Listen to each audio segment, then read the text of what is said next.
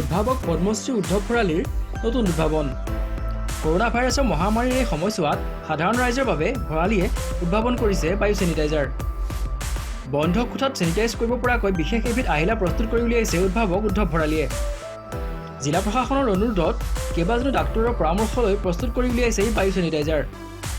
সাধাৰণভাৱে ব্যৱহৃত মহ মৰা গুড নাইট অথবা অল আউটৰ বটলত এই মিশ্ৰণ ভৰাই বিদ্যুৎ সংযোগ কৰি কোঠাত চেনিটাইজ কৰিব পাৰিব আপুনি। বিশেষ কোনো খৰচো নাই এই প্ৰক্ৰিয়াত। ইতিমধ্যে ইয়াত ব্যৱহৃত জুলীয়া মিশ্ৰণ তথা এই পদ্ধতিৰ ক্ষেত্ৰত পৰীক্ষাগাৰত সম্পন্ন কৰা হৈছে পৰীক্ষণ।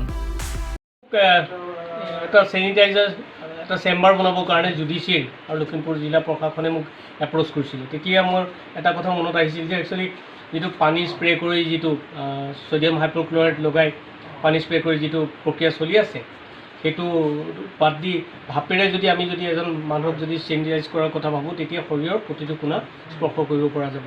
তো সেইটো ভাবি ভাপেৰে কৰিব পাৰে নে নাই, ভাপেৰে কৰিলে কি হ'ব, সেই বিষয়ে ডক্টৰসকলৰ লগত আলোচনা কৰিছিলোঁ।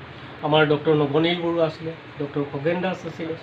তাৰপিছতে মই তেখেতসকলে কৈছিল যে শৰীৰৰ প্ৰতি ইমান ডাঙৰ ভাবুকি নহয়, যদি ভাপেৰে কৰিব পাৰি সেইটো চেনিটাইজ হ'ব পাৰে, তেখেতসকলে ক'লে।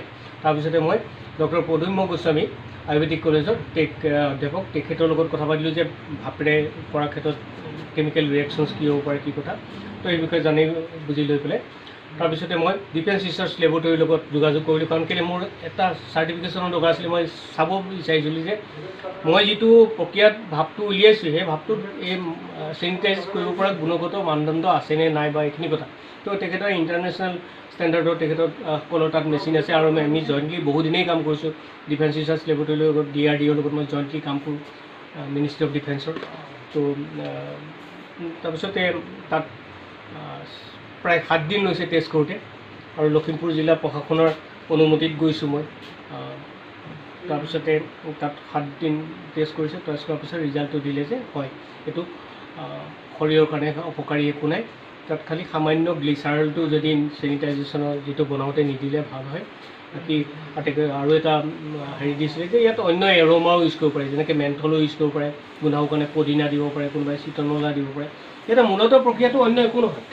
এইটো এটা ঘৰত থকা এটা এনেই পৰি থকা এটা মস্কিটো ৰিপেলেণ্ট এটা মেচিন। তাৰ ৰিফিলটো খুলি পেলাই মই তাত ইয়াত চেনিটাইজাৰ লিকুইডটো ভৰাই দিলোঁ। লাগিলে ৰেডিমেডটোৱে হওক, নহ'লে মই বনাই ল'লোঁ।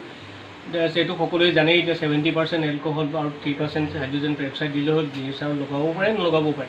আৰু তাত অকণমান প্ৰেছাৰ ক্ৰিয়েট কৰি দিবলৈ কাৰণে কি কৰিলোঁ, এটা ইনজেকশ্যন চিৰিজ ল'লোঁ। ইনজেকশ্যন চিৰিজটো ইয়াত ভৰাই দি থৈ দিওঁ, যিটো নেকি চেলাইনত নিয়া নিছিলে, চেলাইনত যিটো কাম কৰা হয় তেনেকুৱা। তো এইটো কৰিলে কি হয়, উষ্ণতাৰ ৰিকুৱাৰমেণ্টছটো যিটো কমি যায়, আৰু 5 মিনিট এইটো লগাই থ'লে ৰুমটো চেনিটাইজ হৈ যায়। তাৰপিছত কোনোবা এজন মানুহ যেতিয়া বাহিৰৰ পৰা আহে, তেওঁ হাত ধুই আহিব। মূৰ বা চুলি বা কাপোৰত যে কৰোণা লাগি নাহে তেনেকুৱা কথা নাই। গতিকে শৰীৰৰ প্ৰতিটো কোণা স্পৰ্শ কৰিব পাৰিব লাগিব। এইটো প্ৰক্ৰিয়া হয়তো বাহিৰৰ পৰা অহা মানুহজনে নিজকে শুদ্ধ কৰি ল'ব পাৰিব আৰু ঘৰখনৰ সকলো মেম্বাৰক সুৰক্ষিত কৰি ৰাখিব পাৰিব। আৰু এইটো কোনো খৰচা কথা নাই। ইয়াত হয়তো মই বহুত টকা কিবা এটা মেচিন এই চেফটিত ঘটিব পাৰিলোহেঁতেন, মই ভবা নাই সদ্যহতে। এইবিলাক এনেকুৱা কথা মোৰ মনলৈ অহা নাই। কাৰণ এতিয়া জীৱন মৰণৰ সময়, আমাৰ যদি অকণমান জ্ঞান আছে, আমি অন্ততঃ এই চেনিটাইজেশ্যনৰ ক্ষেত্ৰত যিমান পাৰোঁ আমাৰ জ্ঞানেৰে, যিকণ জ্ঞান আছে, ভুল হওক শুদ্ধ হওক, আমি সকলোকে সহায় কৰাৰ এটা মানসিকতা ৰাখি সেই জ্ঞানটো প্ৰয়োগ কৰা উচিত। আৰু সেইটো ভাবিয়েই এই কামটো কৰিছোঁ। আশা ৰাখিছোঁ সকলোৰে সুৰক্ষিত থাকক। কৰোণাৰ পৰা সুখত আমি এদিন কৰোণা মুক্ত হ'বলৈ গৈ আছোঁ। ডেফিনেটলি আজি নহয় কাইলৈ যামেই। তাতে যাতে আমাৰ কৰোণা শ্বহীদৰ সংখ্যা কমাব বিচাৰিছোঁ। আমি পৰিয়ালৰ সকলোজনক আমি কৰোণাৰ সংসাৰ শেষ হোৱাৰ পিছতো আমি চাব বিচাৰিছোঁ। ধন্যবাদ। গোলাঘাটৰ পৰা প্ৰকাশ শৰ্মাৰ প্ৰতিবেদন, AWN 24 নিউজ।